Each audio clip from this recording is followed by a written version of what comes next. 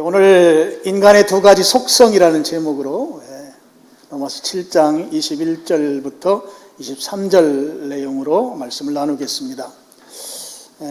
로마서 후반부 14절부터 마지막 25절까지는 우리 예수님 믿는 사람들이 세상을 살아가는데 제일 골치 아픈 거가 뭔가 하면 죄의 문제입니다.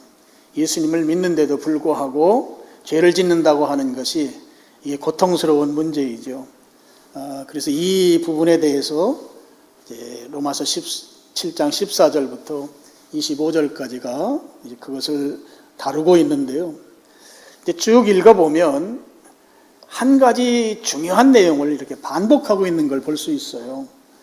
15절, 18절, 19절, 20절에 보면 같은 내용을 계속 반복하는데 그 반복하는 내용이 뭔가 하면 내가 원하는 선한 삶은 내가 못 살고 내가 원하는 삶이 선한 삶인데 그 삶을 내가 살지 못한다. 그런데 원하지 않는 악한 삶, 악을 행하는 삶을 내가 살고 있다고 하는 것을 반복해서 고백하고 있습니다. 내 모습, 우리 신자의 모습이 선한 삶에 대한 소망이 있고 그렇게 살고 싶어요. 그런데 실제 사는 삶은 악한 삶이다 하는 거예요.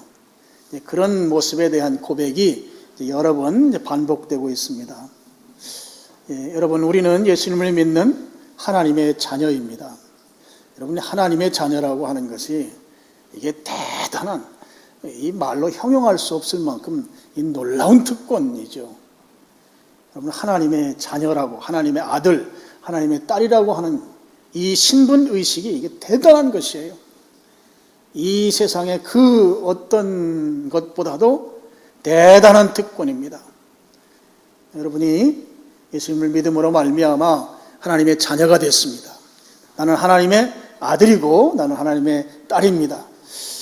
그럼에도 불구하고 우리가 여전히 하나님의 말씀에 온전히 따르기보다는 하나님의 뜻과 동떨어진 삶을 살고 있다 하는 거예요. 하나님의 뜻과 동떨어졌다고 하는 것은 죄를 짓는 삶을 우리가 살고 있다고 하는 것입니다.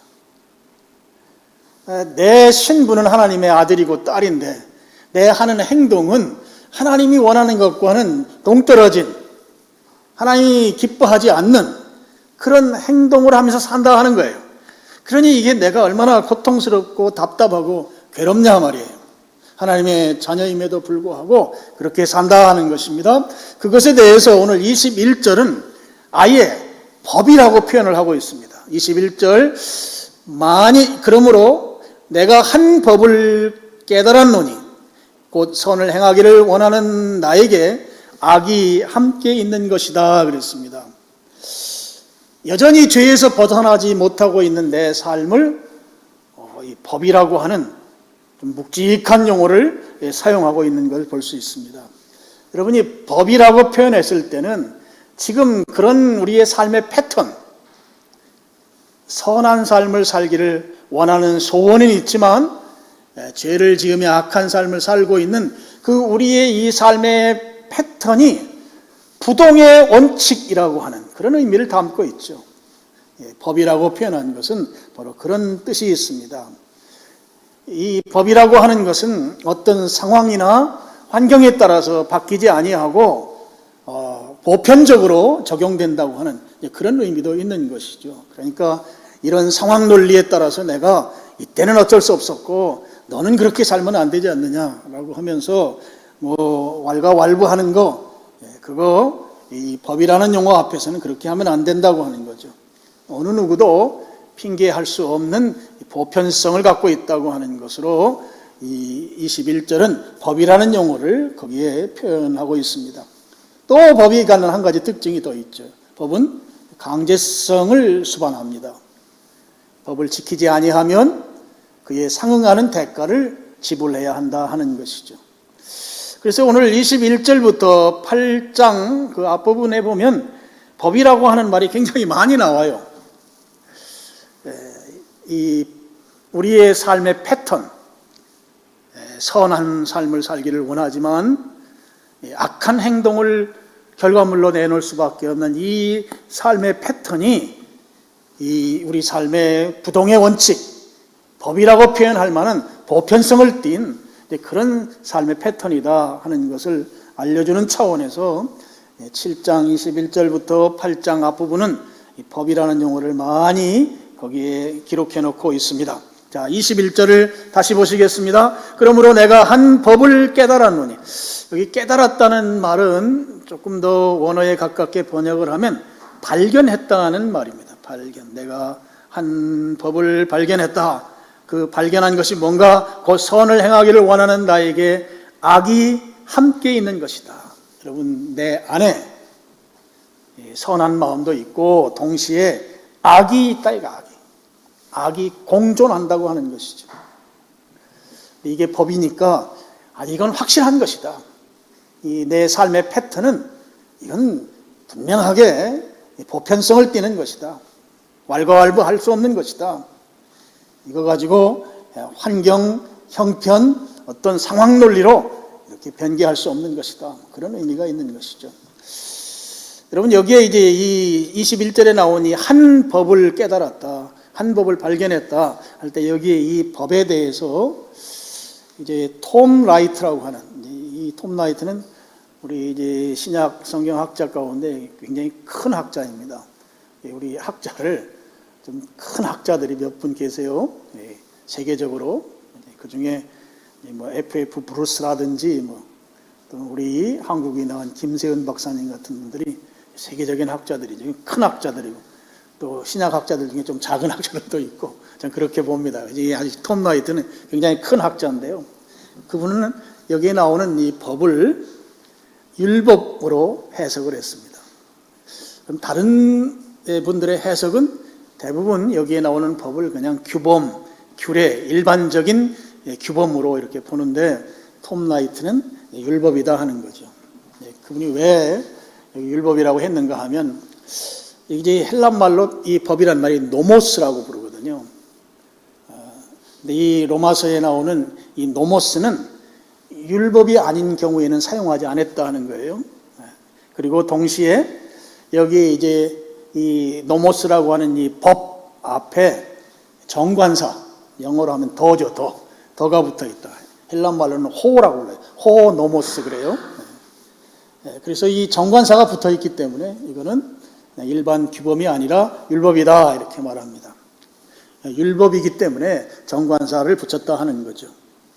그래서 이 21절을 율법으로 보고 이렇게 해석을 하면, 자, 율법에 의해서 율법으로 말미암아 내 자신 안에 악이라고 하는 것이 함께 있다고 하는 사실을 발견했다 하는 뜻이 21절 말씀입니다.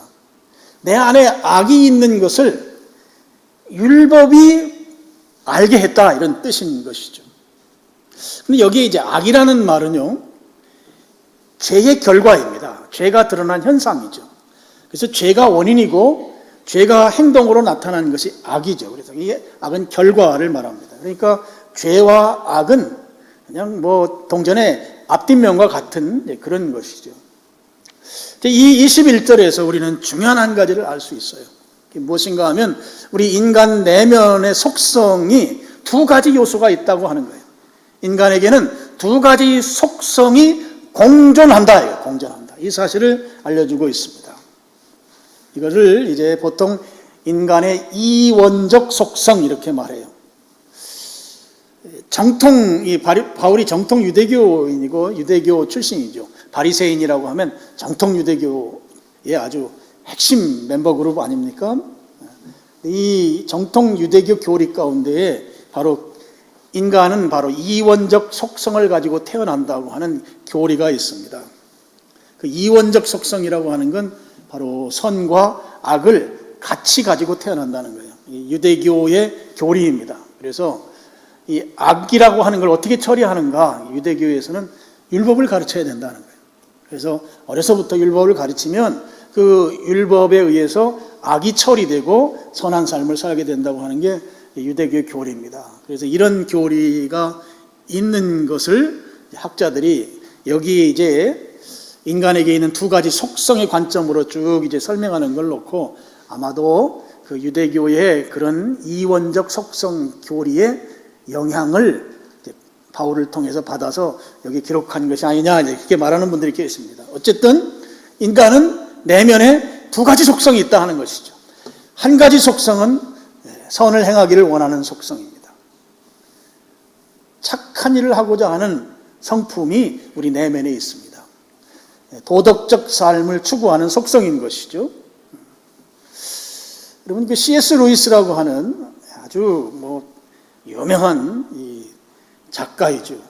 이분이 여러 책을 쓰고 한국에도 많이 번역이 돼서 책이 나왔습니다. 이분이 이제 하나님의 존재 증명을 하면서 성경을 가지고 증명하지 않고 인간의 도덕성을 가지고 이제 증명하는 내용을 책으로 써놓은 게 있어요. 거기를 보면 자, 인간에게는 도덕적인 그런 삶을 추구하는 속성이 있다. 이건 하나님이 주신 성품이다 하는 거예요. 그래서 이제 하나님의 존재 증명을 인간이 가진 도덕성으로 증명하는 거예요. 성경을 하나도 이용하지 않으면서. 그래서 이 불신자들에게는 상당히 설득력이 있는 그런 하나님 존재 증명 방법입니다. 그러면서 거기 책에 그런 게 나와요. 자, 강도 만난 사람이 있다. 그래서 막 피를 흘리고 강도에 의해서 막 그 폭행을 당하고 할 때 사람들은 나도 맞을지 모르고 강도에게 피해를 입을지 모르지만 가서 그 강도 만난 사람을 도우려고 하는 선한 성품이 있다는 거예요. 그래서 그런 것이 나도 모르게 그런 행위를 하게 되고 그 피해자를 돕는 이것이야말로 바로 선을 행하기를 원하는 속성이 우리 인간의 성품으로 있다. 이렇게 C.S. 루이스가 설명을 합니다. 인간은 두 가지 속성 가운데 한 가지 선을 행하고자 하는 속성이 우리 내면에 있다 하는 것이죠. 그리고 그와 정반대로 두 번째 속성은 악을 행하고자 하는 속성입니다. 헬라 철학에서 그 헬라 말 중에 사나토스라는 이게 이제 바로 신의 이름이죠. 헬라 신화에 나오는 이 사나토스 또는 타나토스라고도 해요. 이제 발음이 이제 사나토스가 더 원문에 가까운 발음이죠. 이 사나토스는 이제 그 그리스 신인데요. 전쟁의 신이고 죽음의 신이고 전쟁의 신이 아니고요. 죽음의 신이고 파괴하는 신입니다. 그래서 그런 사나토스의 본능이 우리 인간에게 있다는 거예요. 그래서 오늘 이제 악을 행하고자 하는 속성과 이 헬라 문화 속에서 전통적으로 내려오는 이 사나토스의 본성, 죽음과 파괴의 속성이 어느 정도 이제 통하는 그런 개념이라고 볼 수 있어요. 그래서 최고의 사나토스는 뭔가 하면 이게 개인에게 적용될 때는 자살하는 것입니다. 그 죽음과 파괴의 그 본능을 가진 인간에게 있어서 개인적으로 가장 강력한 사나토스는 자살하는 거다. 그리고 이게 이제 공동체에게 적용될 때는 전쟁입니다. 파괴하고 죽이고 하는 것이죠. 우리 인간은 그러니까 지금도 우리 세계 역사 가운데 지금 한 두세 가운데서 지금 전쟁이 계속 벌어지고 있잖아요. 전쟁하면 이쪽도 죽고 저쪽도 죽고 그동안 세워놓은 그 엄청난 경제적인 것들이 다 파괴되고 그런데도 전쟁을 멈추지 않는 이 바보 같은 이 세계에 그 내노라 하는 지도자라는 사람들이 그 짓을 지금 계속하고 있는 것은 우리 인간에게 있는 이 사나토스의 본성 때문에 그렇다. 이제 그런 것이죠. 이게 우리 인간에게는 두 가지 속성이 있는데 하나는 선을 행하고자 하는 속성과 악을 추구하는, 악을 행하는 속성, 이 두 가지 속성이 있다 하는 것이에요. 그래서 여러분, 우리 이제 자녀들 키우다 보면 자녀들이 길을 가다가 빨간불일 때 막 달려서 건너가고 하잖아요. 그거 건너가면 안 되는데. 그리고 가다가 어디 쓰레기 봉지가 있으면 발로 걷어차서 쓰레기 봉지에 구멍을 내기도 하고 또 자기보다 좀 약해 보이면 가서 한 대 주워받기도 하고 뭐 이런 유해의 것들이 우리 속에 있는 악을 추구하는 이 악을 행하는 본능이다 이렇게 볼 수 있겠습니다. 자, 그러면 우리가 선을 행하고 싶은 것이 우리 속에 있다. 이게 하나의 본성이다 하는 거죠. 그리고 동시에 이 악을 행하고자 하는 그런 본성이 우리에게 있다. 그럼 우리가 왜 이 선을 행하고자 하는 그 생각과 다르게 악을 행하는 것일까? 그것에 대한 답은 우리가 지난주에 살펴봤습니다. 그 20절 말씀이죠. 7장 20절입니다. 우리 여기를 같이 한번 읽어보겠습니다. 20절. 만일 내가 원하지 않은 그것을 하면 이를 행하는 자는 내가 아니요 내 속에 거하는 죄니라 그랬습니다. 죄가 그렇게 한다 하는 거예요. 인간의 악한 본성은 죄가 원인이고 그것이 드러날 때는 그걸 악이다 이렇게 말하는 것이다 하는 거죠. 여러분, 여기에서 우리가 하나 정리해야 될 것이 있습니다. 어떻게 정리해야 되는가? 여러분, 예수님을 믿으면 우리가 갖는 이 보편적 심리는 악이 점점 내 속성 속에서 사라질 것이라고 믿는 그런 마음이 우리가 가진 보편적 마음입니다. 예수님 믿으면 내 속에 악을 행하는 속성이 사라진다.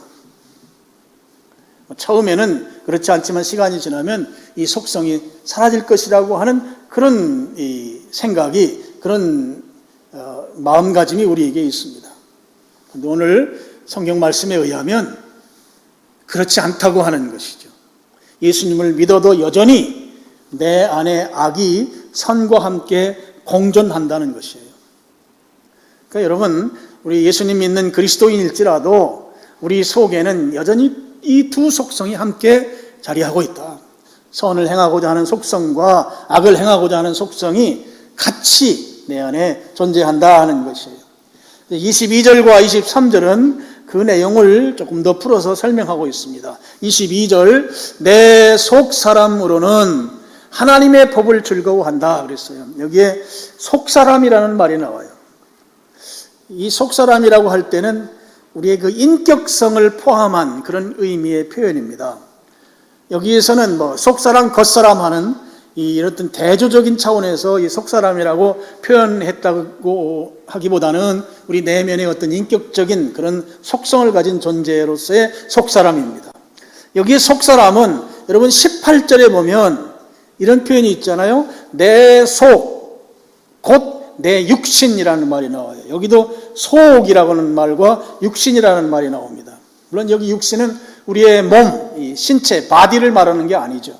우리 내면의 우리 죄성의 텃밭, 이 죄성이 우리 안에 심겨지고 자라고 결실하도록 만드는 죄성의 그 일종의 이 공장과 같은 것이 이제 이 내 속, 곧 육신입니다.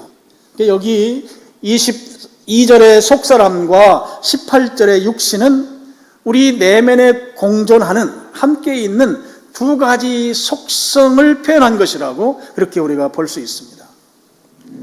18절의 육신은 악을 행하는 속성을 말한다고 볼 수 있고요. 23절의 속사람은 하나님의 법을 즐거워한다고 했으니까 하나님의 뜻에 순종하는 그런 속성을 말한다고 볼 수 있습니다. 자, 우리가 분명하게 오늘 말씀을 통해서 정리해야 될 것은 두 가지입니다. 하나는 우리 인간의 내면에 두 가지 속성이 공존한다 하는 거예요. 공존한다. 그런데 믿음이 있을지라도 이 속성은 사라지지 아니한다 하는 것입니다.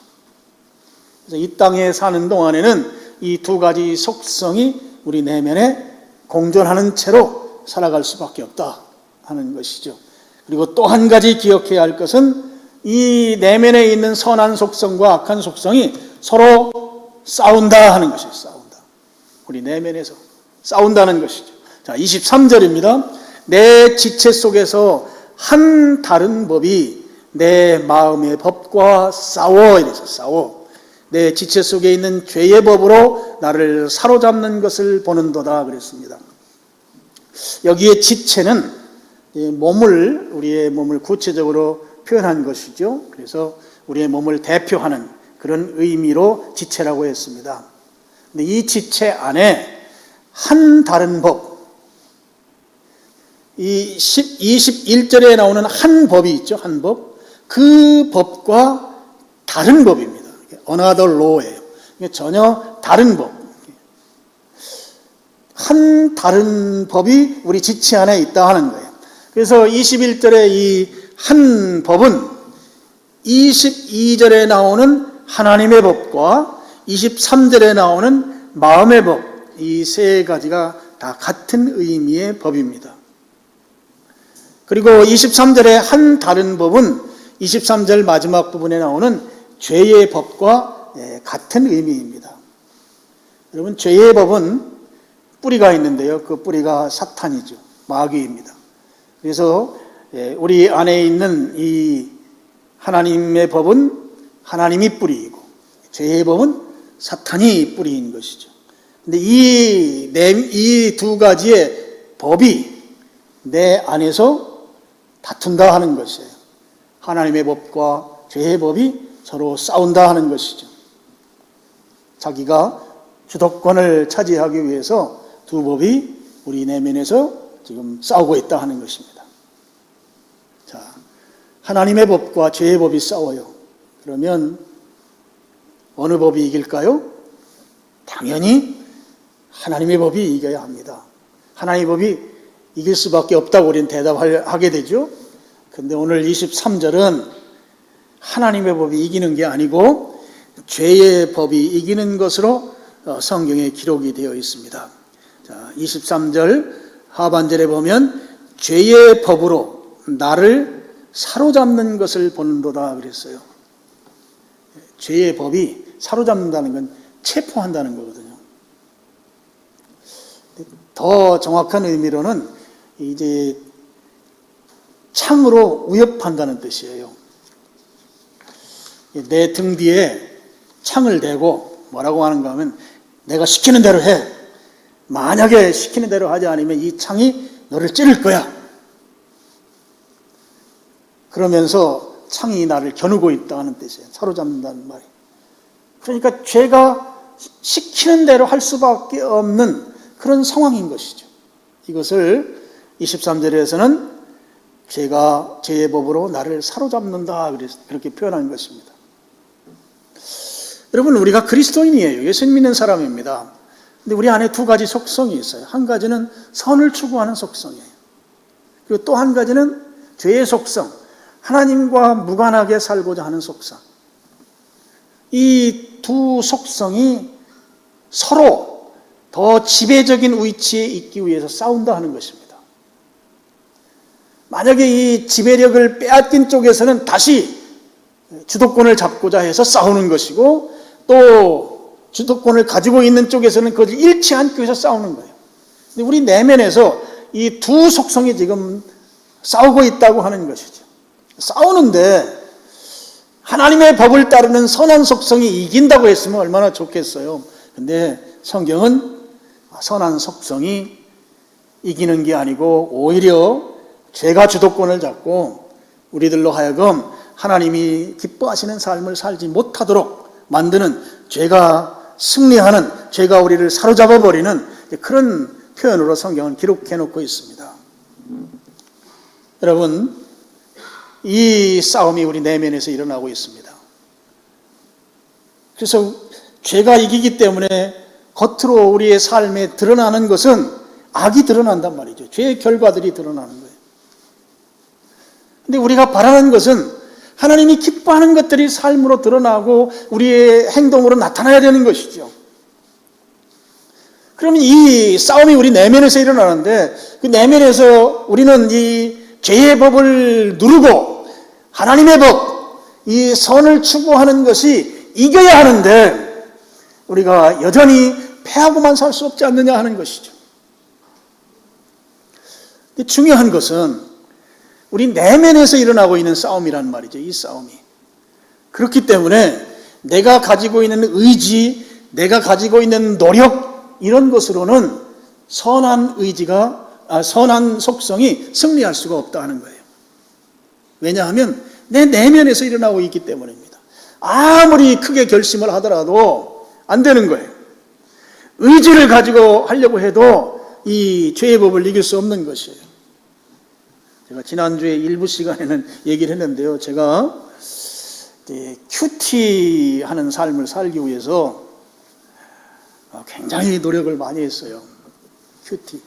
근데 큐티가 잘 안 돼요. 안 돼가지고 한 번은 결심을 했어요. 무슨 결심을 했는가? 혈서를 쓰기로. 혈서를 통해서 내가 큐티하는 삶을 살겠다고. 그래가지고 하루 이제 기도를 빡세게 한번 하고 책상 앞에 앉아가지고 면도칼로 소독약을 딱 묻힌 다음에 새끼손가락을 하는데 이게 내가 이 새끼손가락을 그으려니까 잘 안 되더라고. 그래가지고 하여튼 어떻게 해서 피가 나오기 시작했어요. 그래가지고 혈서를 내가 딱 썼어요. 내가 하나님의 뜻에 맞는 그런 삶을 살겠노라고.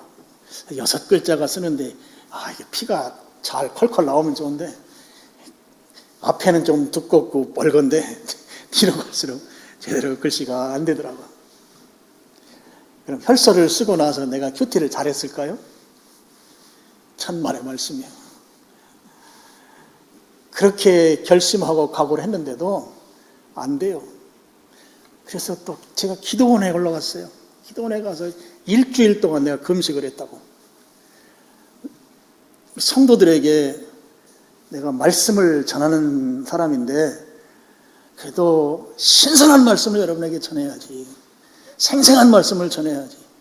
그러니까 직접 내가 반찬은 별로 시원치 않더라도 밥만은 내가 새밥을 해서 내가 공급해야지.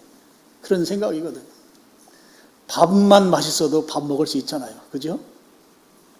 어른들만 고개를 끄덕이네. 그래서 내가 그 밥을 만들겠다고. 그 밥을 만들려면 내가 하나님 앞에서 큐티 묵상을 통해서 말씀을 받아야 될 거 아니겠어요? 받아서 전해야지. 성도들은 일주일 동안 막 세상에서 치열하게 사는데 적어도 주일날 한번 교회 왔는데 그때 하나님의 생명의 말씀, 그 신선한 메시지가 전해져야지 그걸 가슴에 품고 일주일을 살아날 거 아닌가. 그래서 일주일 동안 금식을 하는데 내가 텔레비전에 많은 시간을 보내고 있더라고. 그래서 내려와가지고 우리 식구들하고 아내하고 상의했어요. 집에 있는 텔레비전 없애버리자. 텔레비가 너무 시간을 많이 뺏으니까 없애자.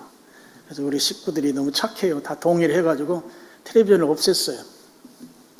없애고 얼마 지나지 않아가지고 삼풍백과점이 무너지고 성수대교가 부러지고 그 사건이 났어요. 얼마나 궁금한지 텔레비가 없으니까. 그래가지고 보니까 내가 무슨 짓을 하고 있는가 하면 아파트 경비실에 가서 그 경비 아저씨들 보는 텔레비를 고개를 넣고 그걸 쳐다보고 있더라고. 내가. 그래가지고 다시 텔레비를 사서 집안에 또 모셨잖아요. 화려합니다, 제가. 여러분, 내가 가진 의지, 내가 가진 노력으로 안 된다는 거예요. 안 된다. 이 두 가지 속성은 내면에서 일어나고 있기 때문에 안 되는 거예요. 그러면 우리가 죄에게 패하고만 말 것이냐? 그럴 수 없다 하는 것입니다. 그럼 어떻게 하면 이길 수 있는가? 바깥에서, 외부에서, 내 안으로 이 죄의 법을 이길 수 있는 강력한 능력이 주입돼야 합니다. 내 안으로 들어와야 합니다. 우리가 이제 좀 더 자세히 살펴보겠지만 오늘은 여러분 그 외부에서 내 안으로 들어와야만 죄에서 승리하는데 그게 무엇인가를 8장 1절과 2절이 소개합니다. 자세한 설명은 제가 다음에 또 설교를 하겠습니다만 여러분 거기에 2절 말씀을 우리 같이 한번 읽겠습니다. 8장 2절 시작. 이는 그리스도 예수 안에 있는 생명의 성령의 법이 죄와 사망의 법에서 너를 해방하였습니다. 여러분 생명의 성령의 법이 죄의 법을 이긴다 하는 것이에요. 근데 이것은 외부에서 내 안으로 들어와야 돼요. 지금 내 안에서는 두 속성이 전쟁을 하고 있단 말이죠. 전쟁하는데 선한 속성이 승리하려면 성령님께서 강력한 능력을 가지고 내 안에 주입이 되어야 한다 하는 거예요. 이것을 성령 충만이라고 말하는 것입니다. 오늘 여러분이 성령님께 마음을 오픈하셔야 돼요. 성령님을 초청하셔야 합니다. 내 안에 들어오셔서 나를 주관해 주시옵소서. 바로 그럴 때 죄의 법으로부터 우리가 승리할 수 있는 것입니다. 오늘 우리 내부에서 계속되고 있는 이 두 속성의 전쟁이 성경은 말하기를 죄의 속성이 이긴다는 거예요. 참 불편한 기록입니다. 하나님의 법이 이기면 얼마나 좋겠습니까마는 성경은 죄의 법이 승리한다. 그럴 때 이걸 이길 수 있는 것은 성령님이 내 안에 들어오셔서 내 안에서 그 성령님이 충만하게 자리 잡으심으로 말미암아 오늘 이 죄의 법을 이겨낼 수 있다 하는 것. 오늘 여러분이 그 사실을 분명하게 기억하시고 성령님을 초청하는 여러분 되시길 바랍니다. 성령님이 내 안에 충만하게 역사하시도록 나를 오픈하셔야 됩니다. 성령님 내 안에 들어오셔서 성령님 마음대로 하시옵소서. 성령님께서 주권을 가지고 나를 주장해 주시옵소서. 그렇게 간구하고 그렇게 나아가면 나를 답답하게 하고 괴롭게 만드는 이 죄의 법에서 하나님의 법이 승리하는 그런 놀라운 역사가 일어난다는 사실을 다 믿으시고 성령님을 여러분 안에 모시기를 주님의 이름으로 축원합니다. 기도하겠습니다. 아버지 하나님,